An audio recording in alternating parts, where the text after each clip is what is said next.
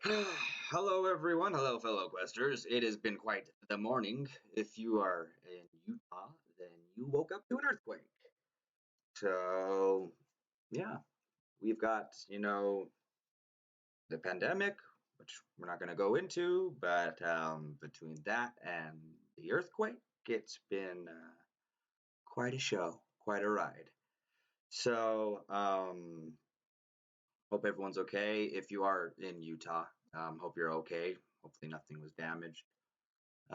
It freaked me out.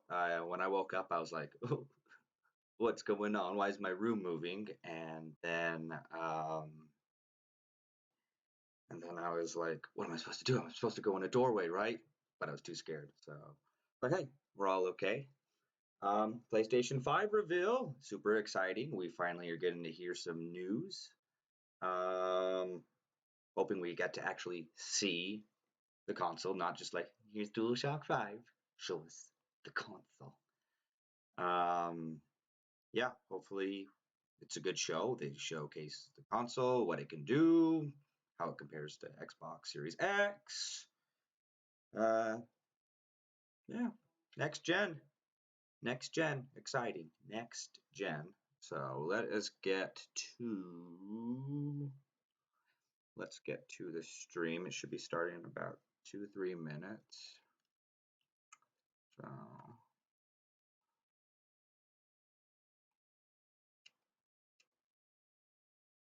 let's refresh it.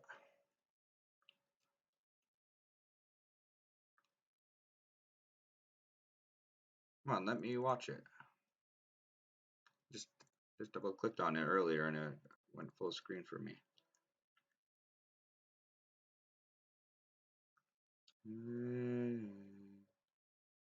Come on. I guess I can just go to YouTube.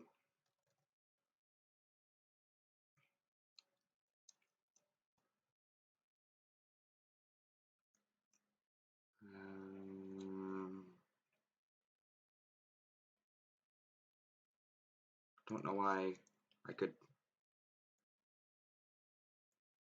There we go. There we go. There we go. All right.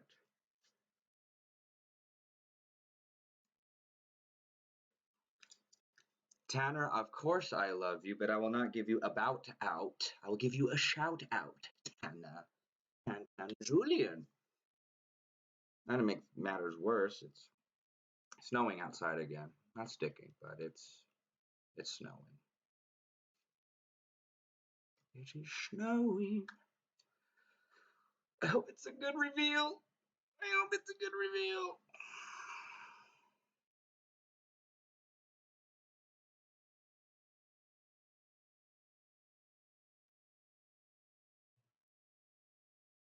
Premiere will begin shortly.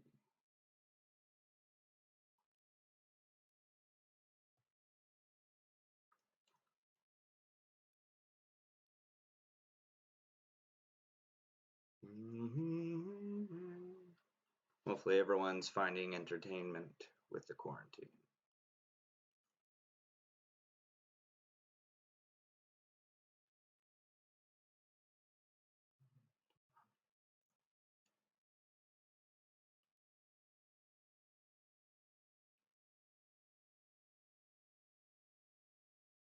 Was there a goat on your home screen on YouTube? I don't know, but that's cool. Bang.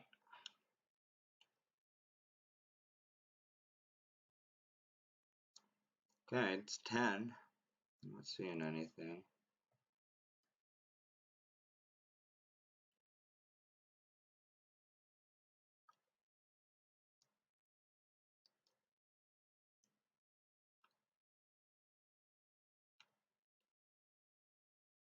Oh,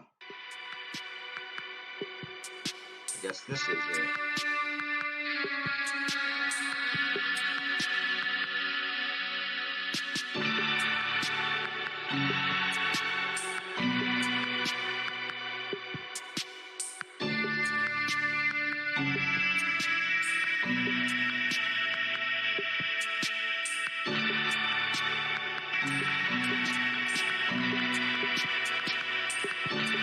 There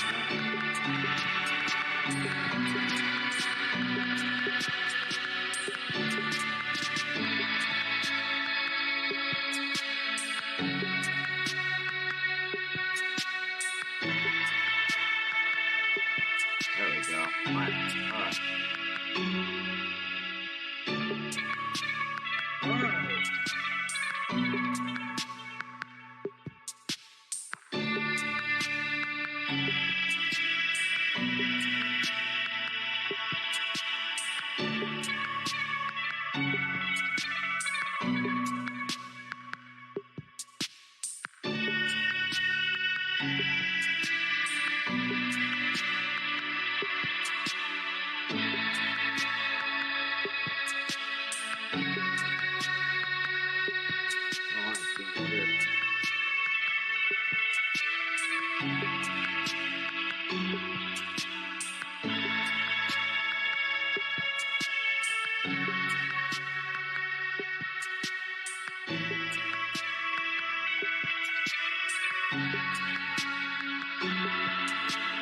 There we go. There we go. Screen's been a little weird. All right, ladies and gentlemen, here we go. PlayStation 5. Hi. Unfortunately, we had to cancel the talk that we had planned for GDC. But we do have some super exciting news about PS5.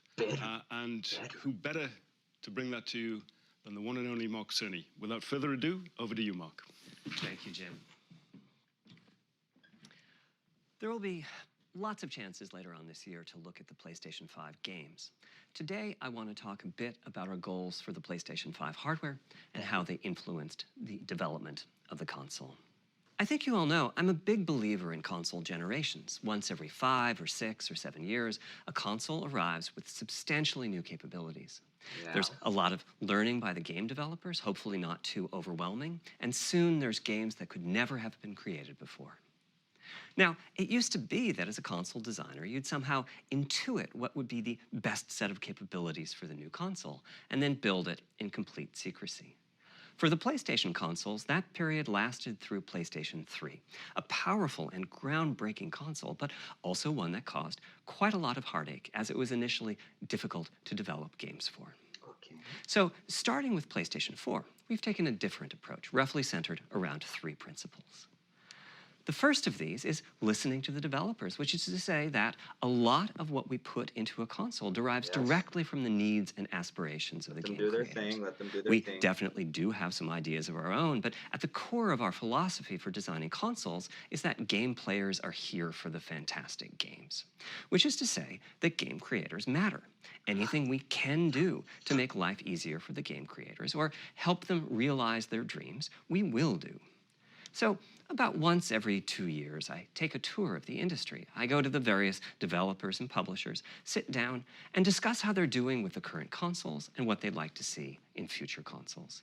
This requires weeks on the road, as reaching the bulk of the game creators involves talking to well over 100 people at something like 24 publishers and developers. And it is incredibly valuable. By the way, the feature most requested by the developers, that was an SSD, which we were very happy to put in the hardware, but a lot of problem solving. We're going to talk about a lot of technology. I'll be doing a deep dive on the SSD and surrounding systems later on in this talk. Faster. It's also key to make a generational leap while keeping the console sufficiently familiar to game developers. I think about this in terms of balancing evolution and revolution. Now, with PlayStation 1, 2, and 3, the target was a revolution each time with a brand new feature set. That was great in many ways, but time for the developers to get up and running got longer with each console. In the past, I've called this time to triangle. Here's what I had for those 3 consoles. To be clear, I'm not talking about time to make a game. Developers will be ambitious, and it may take them 6 years or so to realize their vision. What I'm talking about is that dead time before graphics and other aspects of game development are up and running, and trying to minimize that. On the other hand, if we're trying to reduce that dead time to 0, that means the hardware architecture can't change at all. We're handcuffed. the We need to audio's okay judge or having for issues, each let me feature know. what value it adds and whether it's worth the increase in developer time needed to support it. So with PlayStation 4, we were able to strike a pretty good balance between performance and familiarity. We got required learning back to PlayStation 1 levels. With PS5, the GPU was definitely the area we felt the most tension between adding new features and keeping a familiar programming model.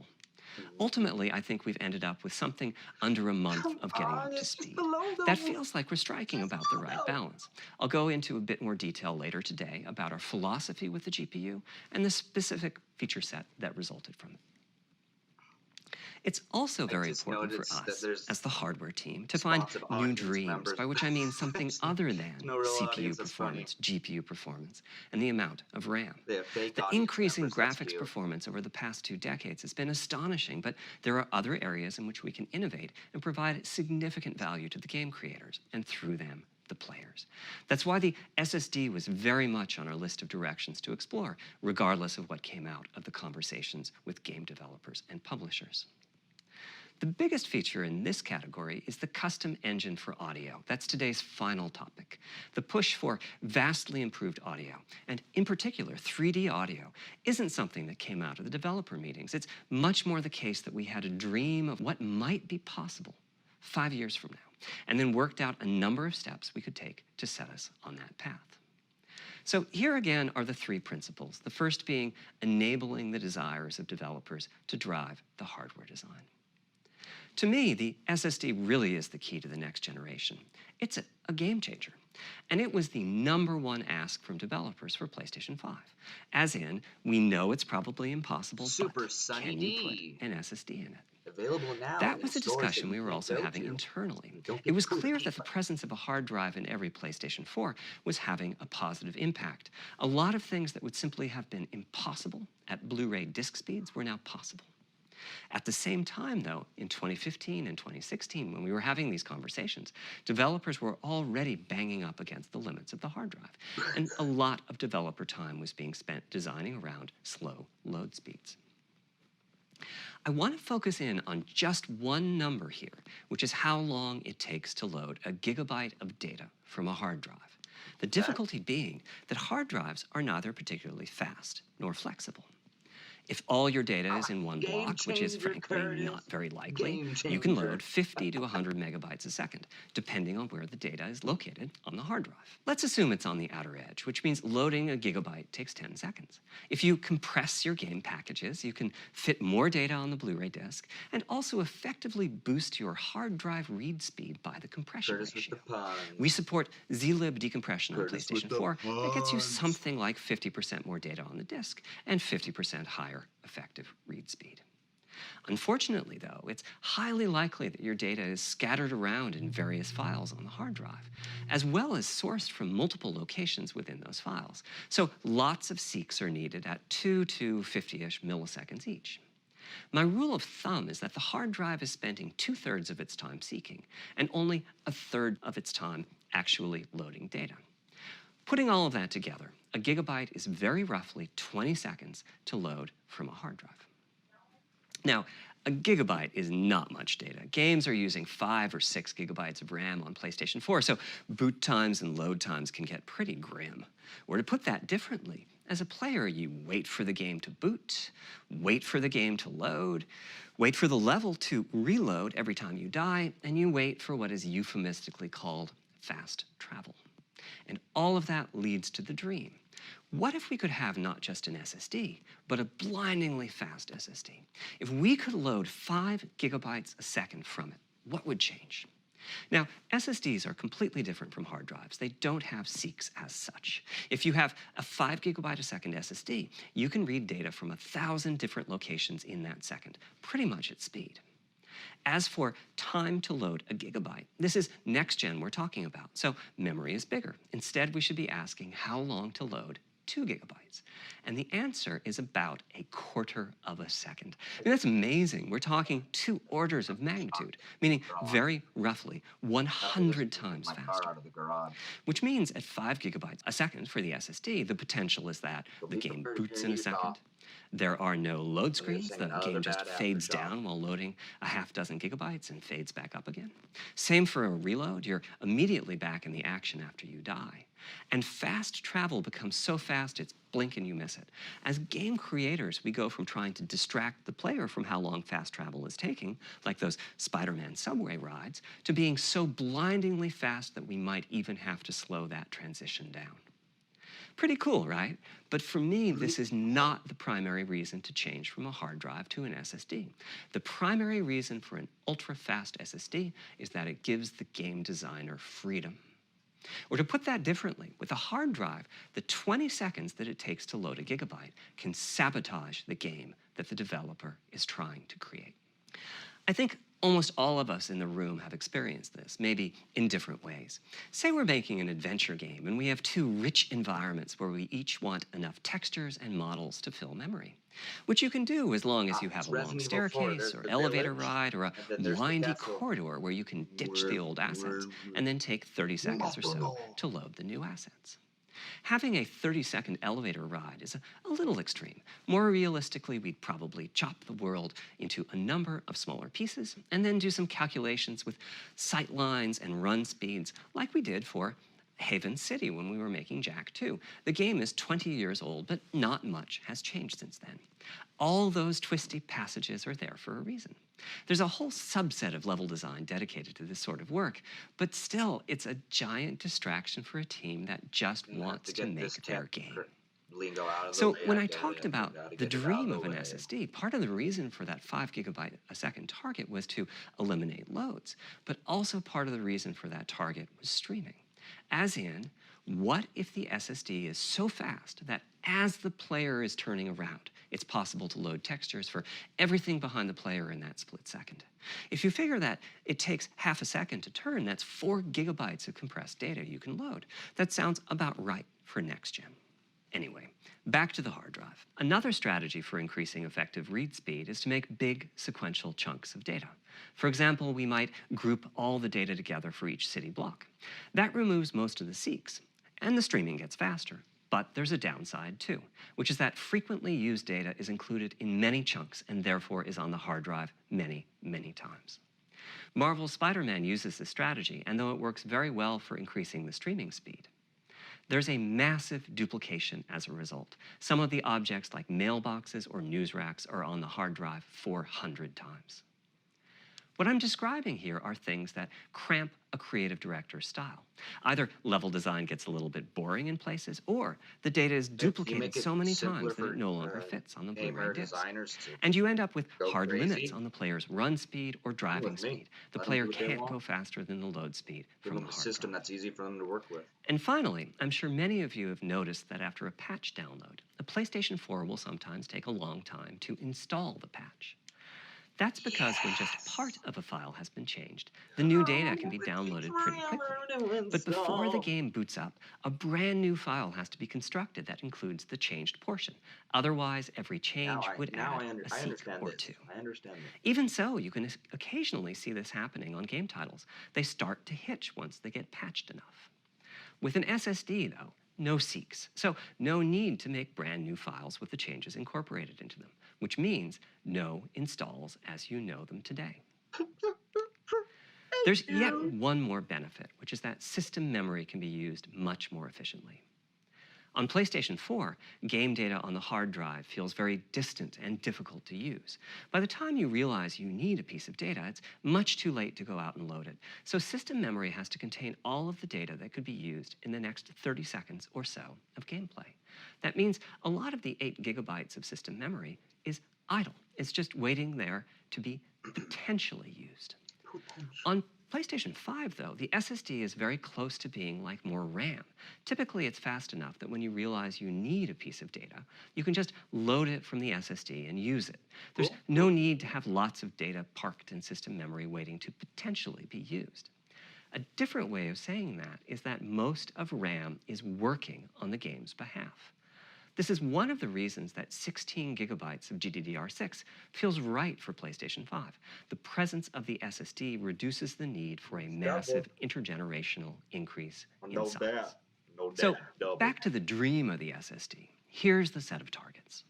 boot the game in a second, no load screens, design freedom, meaning no twisty passages or long corridors, more game on the disk and more game on the SSD, and finally, those patch installs go away. The reality, though, is that the SSD is just one piece of the puzzle. There's a lot of places where bottlenecks can occur in between the SSD and the game code that uses the data. You can see this on PlayStation 4. If I use an SSD with 10 times the speed of a standard hard drive, I probably see only double the loading speed, if that. For PlayStation 5, our goal was not just that the SSD itself be 100 times faster. It was that game loads and streaming would be 100 times faster. So every single potential bottleneck needed to be addressed. And there are a lot of them. Let's look at check-in and what happens when its overhead gets 100 times larger. Conceptually, check-in is a pretty simple process. Data is loaded into system memory from the hard drive or SSD. It's examined, a few values are tweaked to check it in, and then it's moved to its final location. At the SSD speeds we're talking about, that last part, moving the data, meaning copying it from one location to another, takes roughly an entire next-gen CPU core. And that's just the tip of the iceberg. If all the overheads get 100 times larger, that will cripple the frame rate as soon as the player moves, and that massive stream of data starts coming off the SSD. So to solve all of that, we built a lot of custom hardware, namely a custom flash controller and a number of custom units in our main chip. The flash controller in the SSD was designed for smooth and bottleneck-free operation, but also with games in mind. For example, there are 6 levels of priority when reading from the SSD. Priority is very important. You can imagine the player heading into some new location in the world and the game requesting a few gigabytes of textures. And while those textures are being loaded, an enemy is shot and has to speak a few dying words. Having multiple priority levels lets the audio for those dying words get loaded immediately. Dying. On one side, that flash controller connects to the actual flash dies that supply the storage. To reach our bandwidth target of 5 gigabytes a second, we ended up with a 12-channel interface. 8 channels wouldn't be enough. The resulting bandwidth we've achieved is actually 5.5 gigabytes a second. With a 12-channel interface, the most natural size that emerges for an SSD is 825 gigabytes. The key question for us was, is that enough? I mean, it's tempting to add more, but Flash certainly doesn't come cheap, and we have a responsibility to our gaming audience to be cost-effective with regards to what we put in the console. Ultimately, we resolved this question by looking at the play patterns of a broad range of gamers. We examined the specific games that they were playing over the course of a weekend or a week or a month, and whether that set of games would fit properly on the SSD. We were able to establish that the friction caused by reinstalls or redownloads would be quite low, and so we locked in on that 825 gigabyte size, while also preparing multiple strategies so that those who want more storage can add it. I'll go through the details in a moment. Okay, cool. Back to the flash controller. On the other side, it connects to our main custom chip via 4 lanes of Gen 4 PCIe. And inside the main custom chip is a pretty hefty unit dedicated to I/O. Before we talk about what that does, let's talk compression for a moment. PlayStation 4 used zlib as its compression format.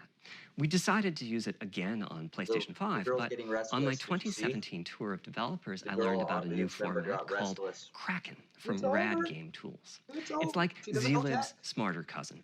Simple, similar types of algorithms, but about 10% better compression, which is pretty big. That means 10% more game on the UHD Blu-ray disc or on the SSD.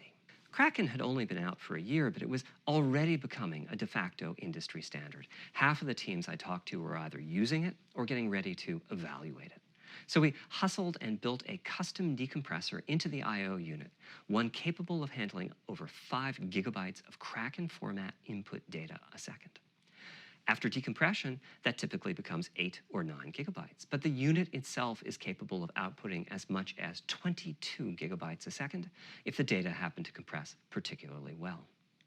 By the way, in terms of performance, that custom decompressor equates to 9 of our Zen 2 cores. That's what it would take to decompress the Kraken stream with a conventional CPU. Hypnosis. There's a lot more in the custom I/O unit. including Curtis, you a should message him and dedicated let him know DMA that he's got a controller, the second game can career direct set up for exactly him. where it wants Let to him know, send the Curtis. data coming off of the SSD. This equates to another Zen 2 core or 2 in terms of its Zen copy 2? performance. Its Dang, the smell's primary coming purpose down is pretty to hard remove now. check-in as a bottleneck. Let's rock the There's world. 2 dedicated I/O coprocessors and a large RAM pool. These aren't Zen 2 cores. They're there principally to direct the variety of custom hardware around them. One of the coprocessors is dedicated to SSD I/O. This lets us bypass traditional file I/O and its bottlenecks when reading from the SSD. The other is responsible for memory mapping, which I know doesn't sound like anything related to the SSD, but a lot of developers map and remap memory as part of file I/O, and this too can become a bottleneck. There are coherency engines to assist the coprocessors. Coherency comes up a lot in places. Probably the biggest They have to coherency get issue this is boring stale stuff data out of in the the way. GPU caches. Exciting for some people. Flushing all of All the I know is it's GPU gonna- it's caches gonna be a whenever the better system. SSD is read is an unattractive option. It could really hurt the GPU performance. So we've implemented a gentler way of doing things, where the coherency engines inform the GPU of the overwritten address ranges, and custom scrubbers in several dozen GPU caches do pinpoint evictions of just those address ranges. The best thing is, as a game developer, when you read from the SSD, you don't need to know any of this. You don't even need to know that your data is compressed. You just indicate what data you'd like to read from your original uncompressed file and where you'd like to put it, and the whole process of loading it happens invisibly to you and at very high speed. It's Back to the indivisible. dream. Not Thanks to indivisible. all of that surrounding hardware, our 5.5 gigabytes a second really should translate into something like 100 times faster I/O than PS4 and allow the dream of Okay, I no load understand screens that. and I super understand fast that. streaming to become a reality. Having said that, expandability of our SSD is going to be quite important. Flash is costly, and you may very well want to add storage to whatever we put in the console. Now, the kind of storage you need depends on how you're going to use it. If you have an extensive PlayStation 4 library and you'd like to take advantage of backwards compatibility to play those games on PlayStation 5, then a large external hard drive is ideal. You can leave your games on the hard drive and play them directly from there, thus saving the pricier SSD storage for your PlayStation 5 titles, or you can copy your active PlayStation 4 titles to the SSD. If your purpose in adding more storage is to play PlayStation 5 titles, though, ideally you would add to your SSD storage. We will be supporting certain M2 SSDs. These are internal drives that you can get on the open market and install in a bay in the PlayStation 5. As for which ones we support and when, I'll get to that in a moment. They connect through the custom I/O unit just like our SSD does, so they can take full advantage of the decompression, I/O coprocessors, and all the other features I was talking about. Here's the catch, though. That commercial drive has to be at least as fast as ours. Games that rely on the speed of our SSD need to work flawlessly with any M2 drive. When I gave the Wired interview last year, I said that the PlayStation 5 SSD was faster than anything available on PC. At the time, commercial M2 drives used PCIe 3.0, and 4 lanes of that cap out at 3.5 gigabytes a second. In other words, no PCIe 3.0 drive can hit the required spec. Okay. M2 drives with PCIe 4.0 are now out in the market. We're getting samples and seeing 4 or 5 gigabytes a second from them. By year's end, I expect there will be drives that saturate 4.0 and support 7 gigabytes a second. Having said that, we are comparing apples and oranges, though, because that commercial M2 drive will have its own architecture, its own flash controller, and so on. For example, the NVMe specification lays out a priority scheme for requests that the M2 drives can use. And that scheme is pretty nice, but it only has 2 true priority levels. Our drive supports 6. We can hook up a drive with only 2 priority levels, definitely, but our custom I/O unit has to arbitrate the extra priorities rather than the M2 drive's flash controller. And so the M2 drive needs a little extra speed to take care of issues arising from the different approach.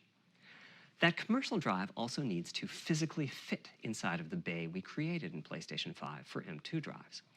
Unlike internal hard drives, there's unfortunately no standard for the height of an M2 drive, and some M2 drives have giant heat sinks. In fact, some of them even have their own fans. Right now, we're getting M2 drive samples and benchmarking them in various ways. It's really hard to When talk about games this hit stuff. beta as they get ready I for know the it's good PlayStation stuff, I 5 just launch don't at want to talk year-end, we'll about also it. be doing some compatibility testing to make sure that the architecture of particular M2 drives isn't too foreign for the games to handle. Once we've done that compatibility testing, we should be able to start letting you know which drives will physically fit and which drive samples have benchmarked appropriately high in our testing. It would be great if that happened by launch, but it's likely to be a bit past it. So please hold off on getting that M2 drive until you hear from us. Okay, back to our principles. Balancing evolution and revolution is the second of them. This was definitely a recurring theme with the GPU. We need new GPU features and capabilities. If we only have more performance, it's not really a new generation of console. Of course, many of these capabilities result in more performance. That's part of why a PlayStation 5 teraflop is more powerful than a PlayStation 4 teraflop. But we aren't just looking for the performance. We also need the ability to do something with the GPU that could not have been done before. And we need higher performance per watt. Every time we double the performance of some GPU component, we don't want to find out we've doubled the power consumed and the heat produced. But at the same time, we have to make sure the GPU can run PS4 games, and we have to ensure that the architecture is easy for the developers to adopt. Now, backwards compatibility was handled masterfully by AMD. They treated it as a key need throughout the design process. As our solution to adding new features without blindsiding developers, we made sure that if there were new significant features, it would be optional to use them. The GPU supports ray tracing, but you don't have to use ray tracing to make your game. The GPU supports primitive shaders, but you can release your first game on PlayStation 5 without making any use of them. Before I get into the capabilities of the GPU, I'd like to make clear 2 points that can be quite confusing. First, we have a custom AMD GPU based on their RDNA 2 technology. What does that mean?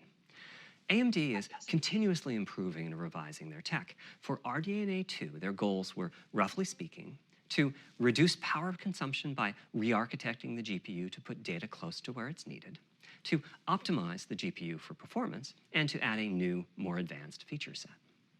But that feature set is malleable, which is to say that we have our own needs for PlayStation, and that can factor into what the AMD roadmap becomes. So collaboration is born.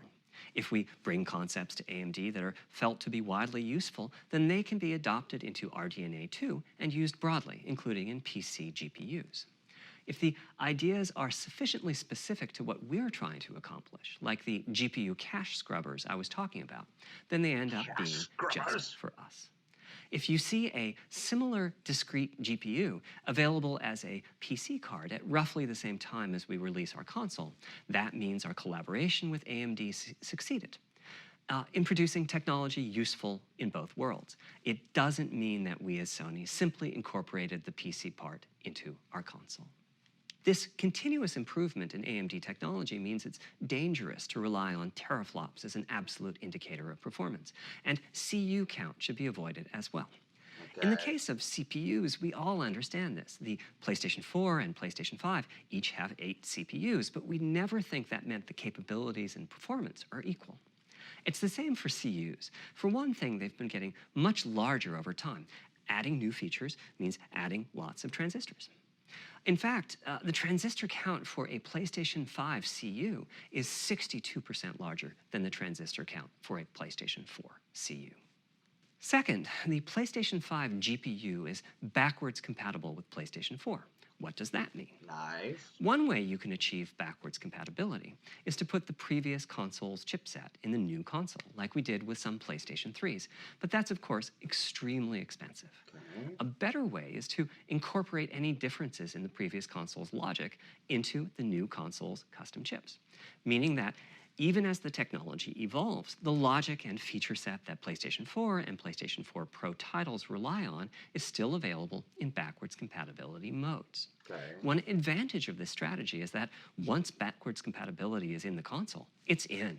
It's not as if a cost down will remove backwards compatibility like it did on PlayStation 3. Achieving this unification of functionality took years of efforts by AMD, as any roadmap advancement creates a potential divergence in logic. Running PS4 and PS4 titles at boosted frequencies has also added complexity. The boost is truly massive this time around, and some game code just can't handle it. Testing has to be done on a title-by-title basis. Results are excellent, though. We recently took a look at the top 100 PlayStation 4 titles as ranked by playtime, and we're expecting almost all of them to be playable at launch on PlayStation 5. Nice. Cool. With regards to new features, as I said, our strategy was to try to break new ground, but at the same time not to require use of the new GPU capabilities. Most impressive. For more than a decade, GPUs have imposed a restriction on game engines. Software handles vertex processing, but for the most part, dedicated hardware is responsible for the triangles and other geometry that the vertices form. That means it's not possible to do even basic optimizations, such as aborting processing of a vertex if all geometry that uses it is off-screen. PlayStation 5 has a new unit called the Geometry Engine, which brings handling of triangles and other primitives under full programmatic control. As a game developer, you're free to ignore its existence and use the PlayStation 5 GPU as if it were no more capable than the PS4 GPU, or you can use this new intelligence in various ways. Simple usage could be performance optimization, such as removing backfaced or off-screen vertices and triangles. More complex usage involves something called primitive shaders, which allow the game to synthesize geometry on the fly as it's being rendered. It's a brand new capability. Using primitive shaders on PlayStation 5 will allow for a broad variety of techniques, including smoothly varying level of detail, addition of procedural detail to close-up objects, and improvements to particle effects and other visual special effects. Another major new feature of our custom RDNA 2-based GPU is ray tracing, using the same strategy as AMD's upcoming PC GPUs. The CUs contain a new specialized unit called the intersection engine, which can calculate the intersection of rays with boxes and triangles. To use the intersection engine, first you build what is called an acceleration structure.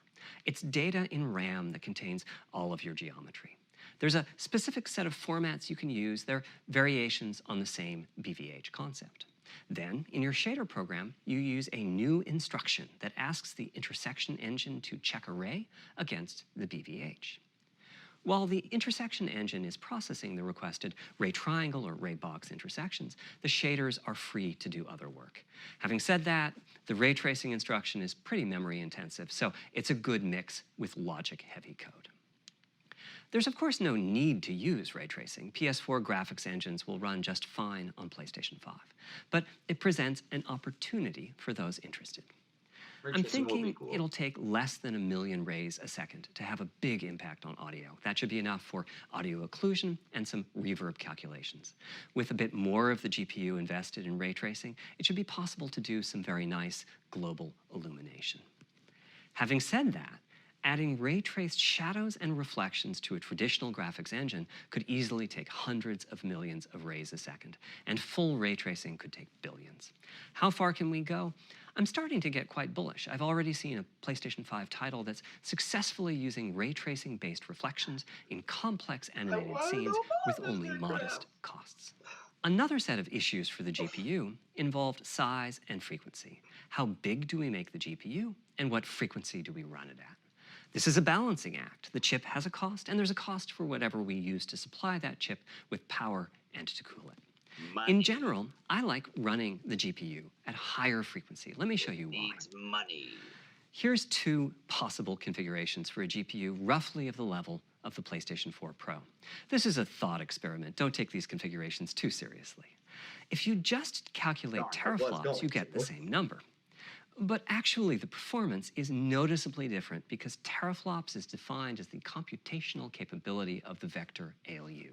That's just one part of the GPU. There are a lot of other units. And those other units all run faster when the GPU frequency is higher. At 33% higher frequency, rasterization goes 33% faster. Processing the command buffer goes that much faster. The L2 and other caches have that much higher bandwidth, and so on. About the only downside is that system memory is 33% further away in terms of cycles. But the large number of benefits more than counterbalance that. As a friend of mine says, a rising tide lifts all boats. Also, it's easier to Lift my fully boat, use sir. 36 CUs in parallel than it is to fully use 48 CUs. When triangles are small, it's much harder to fill all those CUs with useful work. So there's a lot to be said for faster, assuming you can handle the resulting power and heat issues, which frankly, we haven't always done the best job You at. can handle it. We can. Part of the reason for that is, historically, our process for setting CPU and GPU frequencies has relied on some heavy-duty guesswork with regards to how much electrical power games will consume and how much heat will be produced as a result inside of the console. Power consumption varies a lot from game to game. When I play God of War on my PS4 Pro, I know the power consumption is high just by the fan noise. But power isn't simply about engine quality. It's about the minutiae of what's being displayed and how. It's counterintuitive, but processing dense geometry typically consumes less power than processing simple geometry, which is, I suspect, why Horizon's map screen, with its low triangle count, makes my PS4 Pro heat up so much. Okay. Our process on previous consoles has been to try to guess what the maximum power consumption during the entire console lifetime might be, which is to say, the worst case scene in the worst case game, and prepare a cooling solution that we think will be quiet at that power level. If we get it right, fan noise is minimal. If we get it wrong, the console will be quite loud for the higher power games, and there's even a chance that it might overheat and shut down if we misestimate power too badly. Valid. Very PlayStation valid. 5 is especially challenging because the CPU supports 256-bit native instructions that consume a lot of power. These are great here and there, but presumably only minimally used. Or are they? If we plan for major 256-bit instruction usage, we need to set the CPU clock substantially lower or noticeably increase the size of the power supply and fan. So, after much discussion, we decided to go with a very different direction on PlayStation 5. We built a GPU with 36 CUs. Mind you, RDNA 2 CUs are large. Each has 62% more transistors than the CUs we were using on PlayStation 4. So if we compare transistor counts, 36 RDNA 2 CUs equates to roughly 58 PlayStation 4 CUs. It is a fairly sizable GPU. Then we went with a variable frequency strategy for PlayStation 5, which is to say we continuously run the GPU and CPU in boost mode. We supply a generous amount of electrical power and then increase the frequency of GPU and CPU until they reach the capabilities of the system's cooling solution. It's a completely different paradigm. Rather than running at constant frequency and letting power vary based on the workload, we run at essentially constant power and let the frequency vary based on the workload. We then tackled the engineering challenge of a cost-effective and high-performance cooling solution designed for that specific power level. In some ways, it becomes a simpler problem because there are no more unknowns. There's no need to guess what power consumption the worst-case game might have. As for the details of the cooling solution, we're saving them for our teardown. I think you'll be quite happy with what the engineering team came up with. We're going to see it. We got to see it. How fast can we run the GPU and CPU with this strategy? The simplest approach would be to look at the actual temperature of the silicon die and throttle the frequency on that basis. But that won't work. It fails to create a consistent PlayStation 5 experience. It wouldn't do to run a console slower simply because it was in a hot room. So rather than look at the actual temperature of the silicon die, we look at the activities that the GPU and CPU are performing and set the frequencies on that basis, which makes everything deterministic and repeatable. While we're at it, we also use AMD's Smart Shift technology and send any unused power from the CPU to the GPU so it can squeeze out a few more pixels. The benefits of this strategy are quite large. Running a GPU at 2 gigahertz was looking like an unreachable target with the old fixed frequency strategy. With this new paradigm, we're able to run way over that. In fact, we have to cap the GPU frequency at 2.23 gigahertz so that we can guarantee that the on-chip logic operates properly. 36 CUs at 2.23 gigahertz is 10.3 teraflops, and we expect the GPU to spend most of its time at or close to that frequency and performance. Similarly, running the CPU at 3 gigahertz was causing headaches with the old strategy. But now we can run it as high as 3.5 gigahertz. In fact, it spends most of its time at that frequency. That doesn't mean all games will be running at 2.23 gigahertz and 3.5 gigahertz. When that worst-case game arrives, it will run at a lower clock speed, but not too much lower. To reduce power by 10%, it only takes a couple of percent reduction in frequency, so I'd expect any downclocking to be pretty minor. All things considered, the change to a variable frequency approach will show significant gains for PlayStation gamers. The final of our 3 principles was about finding new dreams. It's important for us on the hardware team to find new ways to expand or deepen gaming, and that's what led us to a focus on 3D audio. As players, we experience the game through the visuals, through audio, and through the feedback we receive from the controller, such as rumble or haptics. Personally, I feel a game is just dead without audio. Visuals are, of course, important, but the impact of audio is huge as well. It's everything. At the same time, the audio team on a game project has to do a lot with a little. For example, on PlayStation 4, there's fierce competition for the Jaguar CPU cores. Audio typically ends up getting just a fraction of a core. That's not much of a computational resource, particularly when you consider that the visuals run at 30 or 60 frames a second, but audio processing needs to happen at almost 200 times a second. So it's been tough going making forward progress on audio with PlayStation 4, particularly when PlayStation 3 was such a beast when it came to audio. The SPUs in Cell were almost a perfect device for audio rendering. Simple pipelined algorithms could really take advantage of asynchronous DMA and frequently reached 100% utilization of the floating point unit. There's unfortunately nothing comparable on PlayStation 4. Probably the most dramatic progress in the PlayStation 4 generation has been with virtual reality. VR, baby. The PSVR hardware has its own audio unit. It supports about 50 pretty decent 3D sound sources. And this provided a hint as to where we could go with audio, as well as some valuable experience. Not to oversimplify, but here were our goals for audio on PlayStation 5. The first goal was great audio for everyone, not just VR users or soundbar owners or headphone users. That meant audio had to be part of the console. It couldn't be a peripheral. The second goal was to support hundreds of sound sources. We didn't want developers to have to pick and choose what sounds would get 3D effects and which wouldn't. We wanted every sound in the game to have dimensionality. And finally, we wanted to really take on the challenges of presence and locality. Now, when we say presence, we mean the feeling that you're actually there. You've entered the matrix. It's not, of course, something we thought we could perfectly achieve. The idea was that if we stopped using just a rain sound and instead used lots of 3D audio sources for raindrops hitting the ground at all sorts of locations around you, then at some point your brain would take a leap and you'd begin to have this feeling of real presence inside the virtual world of the game. This has the capacity to affect your appreciation of the game, just like music in a game does. The concept of locality is simpler. It's just your sense of where the audio is coming from, to the right of you, behind you, above you. This can immerse you further in the game, and it can also directly enhance the gameplay. To use Dead Space as an example, I know, old school. You're fighting enemies in fairly dark, spooky locations. Terrifying. Back in the day, if you played the game using the TV speakers, you could tell that there was one last enemy growling and hunting you down, but it was difficult to tell quite where that enemy was. With headphones, you could tell that the enemy was somewhere on the right, which let you deduce, if you couldn't see it, that it must be somewhere behind and to your right. But with 3D audio with good locality, the idea is you know the enemy is precisely there, and you turn and you take it out. You're gonna know where everyone is in Call of Duty. How do we know where a sound is coming from in the first place? Well, all those bumps and folds in the ear have a meaning, evolutionarily speaking.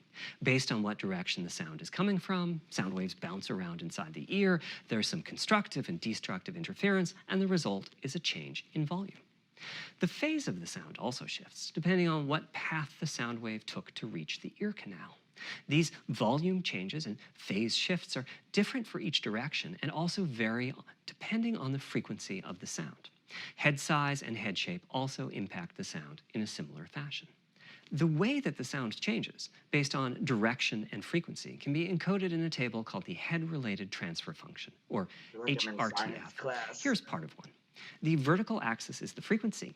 The horizontal axis is the direction, front, back, left, right, and the color gives the degree of attenuation of the sound at that frequency. The HRTF is as unique to an individual as a fingerprint is. In fact, you're looking at mine right now. Here's how we measure an HRTF. We've taken hundreds of people through this process.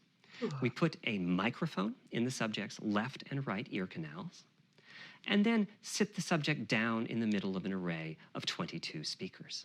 We then play an audio sweep from each speaker as we rotate the subject. In the course of 10 or 20 minutes, we're able to sample the HRTF at over 1,000 locations. Using an HRTF when rendering audio creates unparalleled quality, but it's computationally expensive. The simplest way to use an HRTF is to process a sound source to make it appear as if it's coming from one of those 1,000 locations we sample.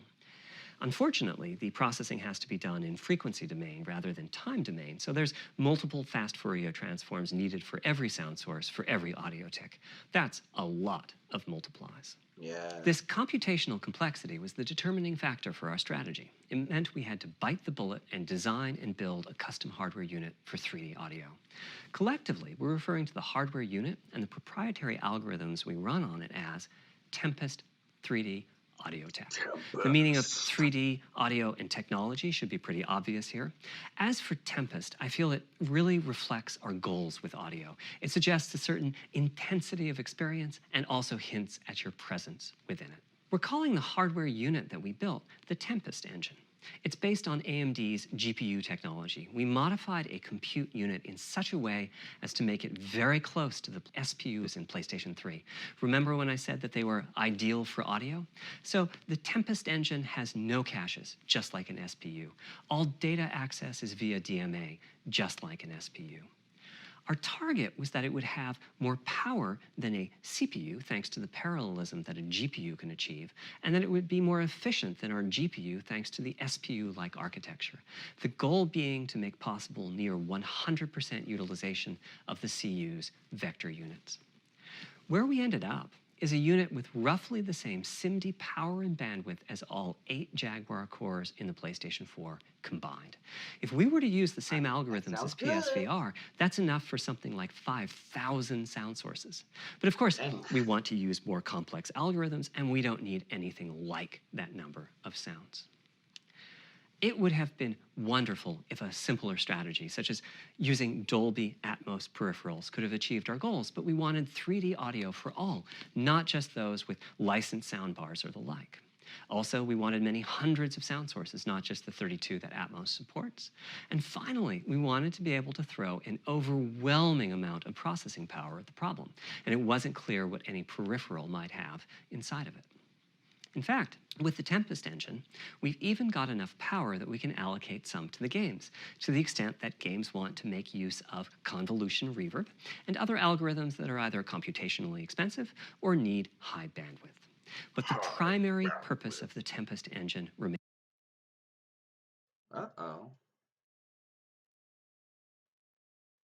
3D audio. Okay. Now, 3D audio is a major academic research topic. It's safe to say that no one in the world has all of the answers. And the set of algorithms that has to be invented, tuned, or implemented to realize our vision for 3D audio is immense. For example, use of HRTFs in games is quite complex. Before, I talked about making a sound source appear as if it's coming from one of those 1,000 HRTF sample locations. But for high-quality 3D game audio, we have to handle other possibilities. The sound source might not be at one of the 1,000 HRTF sample locations, so we have to blend the HRTF data from the closest locations that we have sampled. The sound source might be moving, which needs very special handling as that blend keeps changing, and that can cause phase artifacts in the resulting audio.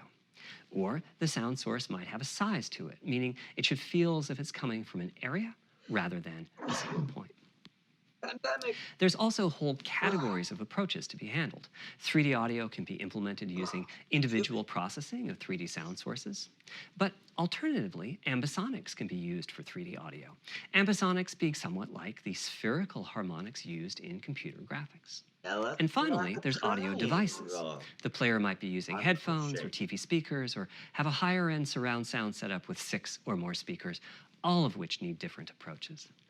That's a lot of variations. It's nice to have the computational resources of the Tempest engine, but it's clear that achieving our ultimate goals with 3D audio is going to be a multi-year, step-by-step process. Having said that, headphone audio implementation is largely complete at this time. It was a natural place for us to start. With headphones, we control exactly what each ear hears, and therefore the algorithmic development and implementation are more straightforward.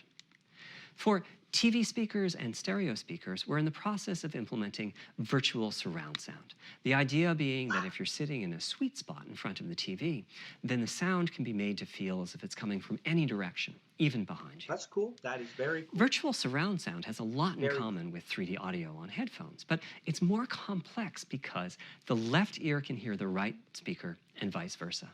We have a basic implementation of virtual surround sound up and running. We're now looking at increasing the size of that sweet spot, which is to say, making the area you need to be in to feel the 3D effect larger, and we're also working to boost the sense of locality. Headphone audio is the current gold standard for 3D audio on PlayStation 5, but we're going to see what we can do to bring virtual surround sound to a similar level, after which we'll start in on setups with more speakers, such as 6-channel surround sound. It's now to the point where some of the PlayStation 5 games in development are extensively using these systems.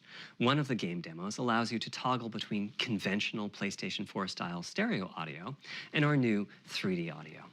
I listened with just an ordinary pair of over-the-ear headphones, and wow, I could feel a difference. 3D audio has that dimensional feel to it. Conventional stereo audio feels smash flat by comparison. The improvement is obvious. So, a big advancement, but have I entered the matrix? Does my brain believe I'm really there, like I was talking about earlier when I explained our target of presence? Well, the answer is no, but you've probably caught on to what's missing here, namely whose HRTF was being used. It wasn't mine, it was the default HRTF. The audio team analyzed the hundreds that they measured and chose the one they felt was the closest fit to the total game-playing audience.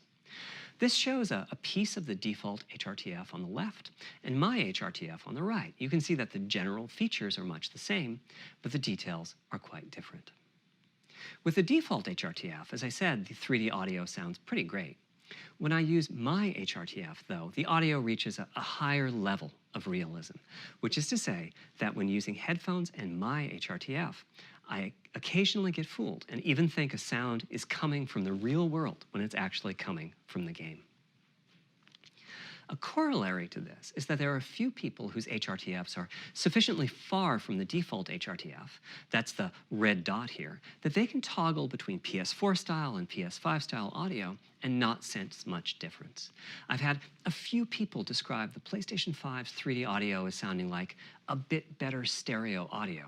Presumably they're the ones at the very edges of this diagram. Which means what HRTF you're using is key. I'd like everyone to be able to experience what I'm experiencing, but obviously it's not possible to measure the HRTF of every PlayStation user. That means HRTF selection and synthesis are going to be big topics going forward as the Tempest technology matures. At PlayStation 5 launch, we'll be offering a choice of 5 HRTFs. There's a simple test where you pick the one that gives you the best locality. That's just the first step, though. This is an open-ended research topic. Maybe you'll be sending us a photo of your ear, and we'll choose a neural network to pick the closest HRTF in our library. Maybe you'll be sending us a video of your ears and your head, and we'll make a 3D model of them and synthesize the HRTF. Maybe you'll play an audio game to tune your HRTF. We'll be subtly changing it as you play and home in on the HRTF that gives you the highest score, meaning that it matches you the best. This is a journey we'll all be taking together over the next few years. Ultimately, we're committing to enabling everyone to experience that next level of realism. Hopefully, I've been able to illustrate a bit about our design and decision-making process today and why PlayStation 5 has the feature set that it does. Now comes the fun part. We get to see how the development community takes advantage of that feature set. I'm hoping for the completely unexpected. Will it come from audio, ray tracing, the capabilities of the SSD, or something else? Please show I us guess stuff. we'll find out Please. soon enough. Please. Thank you for your time today.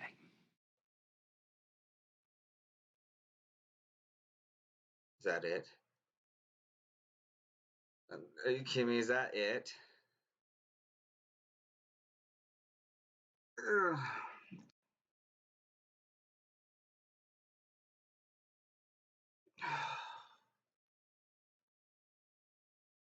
From audio, ray tracing, the capabilities. This video's Oh my gosh.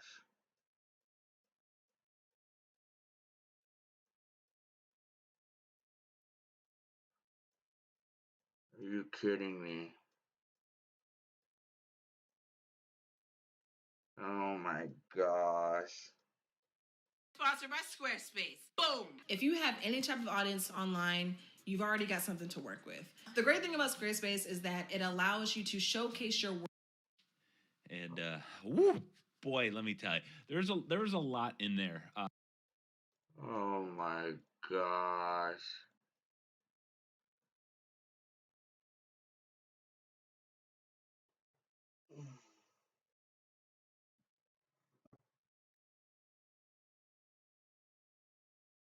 No.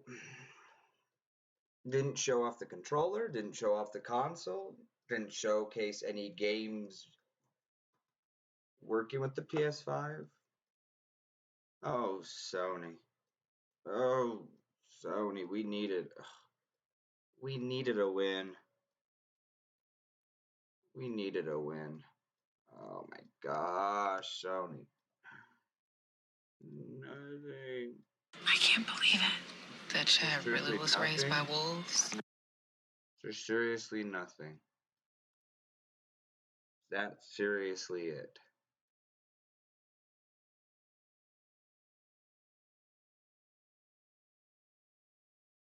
Yeah, that's it. That is it. A lot of interesting information, but nothing fun. Nothing fun. Nothing fun. All right, well, thank you for joining me, fellow questers. It's information. It is information, and that's good, but man, Xbox has showcased what it looks like, what's going on. Sony, we needed a win today. The world is crazy. We needed a win. You didn't even show us what it looks like. Oh. Stay safe, everyone. Stay healthy. Wash your hands. Have a good day.